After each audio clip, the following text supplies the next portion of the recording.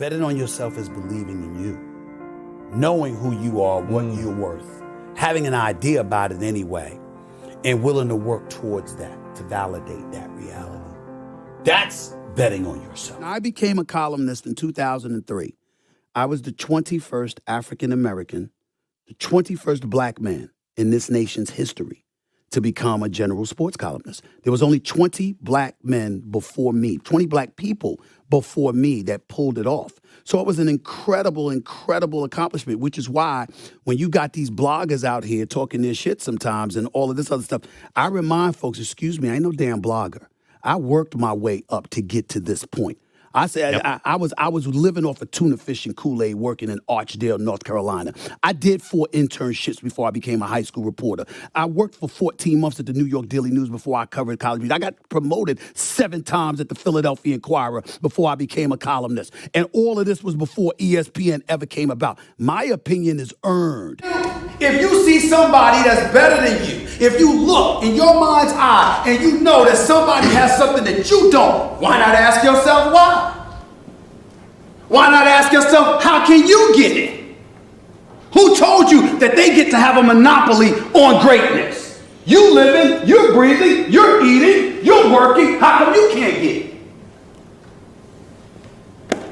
You gotta ask yourself these questions.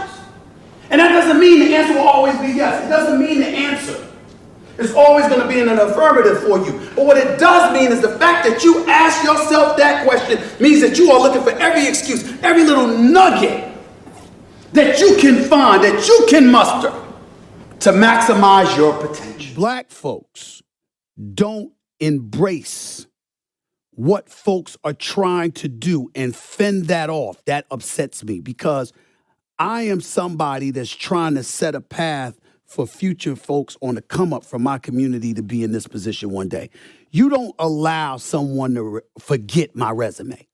If you're a black person, all of these jobs that I had, all of this work I put in, all of these sacrifices I made, you're going to let somebody come to me and say, oh, he just screams while forgetting all the stories that I broke, the dominance that I exhibited covering the NBA, and the way I built my career over a span of 25 plus years. You're just going to let them forget that? If they forget my resume, what are they going to do to your resume? My exact words is, fuck you.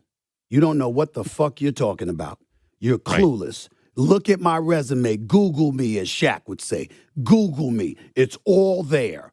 There is nobody that can question my resume because I've done what all of these reporters are doing. And a matter of fact, I did it when it was harder. Now, Howard, do you realize what you could do now, what you literally could do now? You could sit back and wait for players to tweet.